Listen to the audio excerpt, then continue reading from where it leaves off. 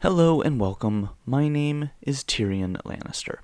Alright folks, we recently got an update and I wanted to talk about some of the things that it's changed because I actually think it's kind of interesting, and this is really mostly changes that are affecting newer players, but I want to go through them anyway.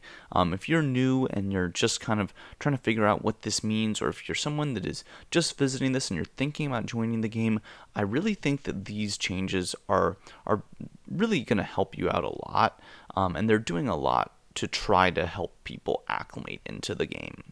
So basically, let's start at the top. So basically, it says that there are new rules around transnational relocations. That's the way that you transport between kingdoms, and as people know, when you have more power, it's more expensive to move to a kingdom that you're going to be a high power account in.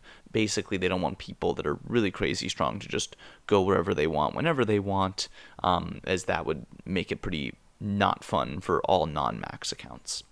So they've broken down the categories into three categories. We have a new kingdom, meaning a kingdom within 40 days, a semi-open kingdom, meaning one that's been open between 41 and 180, so like a month and 10 days, versus 180 days is 6 months, so almost half of a year. And then a fully open kingdom, meaning one that has been open for over half of the year. After 6 months, people should have T4s, stuff like that.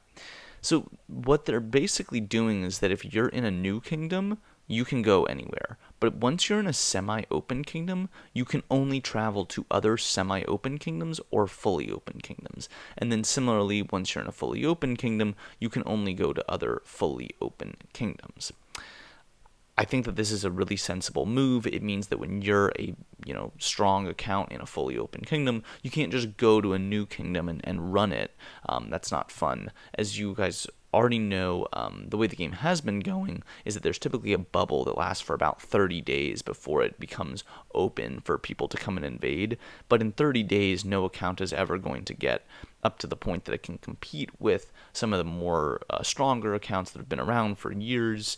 That just 30 days is not enough time. So they're basically giving them much more time to actually fully acclimate, which again I think is a really good move.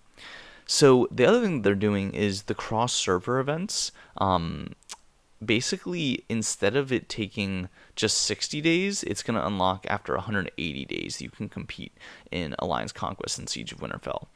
And basically, they're going to have these training camp events, which are going to be in that semi-open kingdom stage for those new kingdoms. So it's going to basically give them a chance to try these things. They're going to do mini versions of AC and Siege of Winterfell, but they're not going to put them up against these much, much stronger alliances. They're going to destroy them. So it's another nice way to just kind of acclimate them into that. And yeah, basically they said that it's just going to keep going, and through that 100 and up until that 180-day mark, then they'll be just a fully open kingdom, and they'll be on the same page as all the other fully open kingdoms. Okay, so some other changes. They've just displayed the glory level of buildings in the city a little bit better. They've added some icons. Nothing too substantial here. Just some making it look nicer and look a little bit better. They're also making it so that you can trade a little bit better in the album system. So you can have a request open for a full 8 hours, which is a lot longer than it used to be. Just makes it a little bit easier to do trading. Other than that, just interface stuff. It's nothing too substantial that I've noticed and been like, whoa, that makes a huge difference. And then some bug fixes, so not a whole lot for most of the fully open kingdoms. It's not going to really change much of what you're doing, but this is a very big change for newer accounts and for people that are just getting acclimated into the game. So let's take a quick look at what the world map looks like with these new semi-open and fully and new kingdoms. So as you can see, I'm in 324 here. If I go down to the newest kingdoms, wow, there are so many now. Okay, here we go. So this is what it looks like. You can see the new kingdom protecting for 39 more days. That's within the 40 days. So they're going to have that new kingdom protection up until that 40-day mark. And let's look. So you can see here that it goes from the new kingdom protecting. This one has 5 more days. 360 has 5 more days, really 4. and then it goes to the semi-open kingdom protection. So it still has a bubble, but now it's semi-open protection for 137 more days.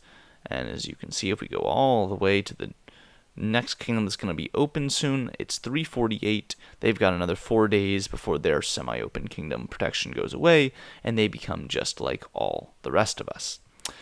So there you have it. I mean, that, again, not going to be much of a change for the other 300 and some odd kingdoms, but for those newer ones, it is going to make a big difference, and I think it's just good to note if you're going to start a new account or if you want to make an alt, it's going to be in that new kingdom, and if you want to keep it in a new kingdom, you can. The second you move it out, there's no going back. So good to be aware of.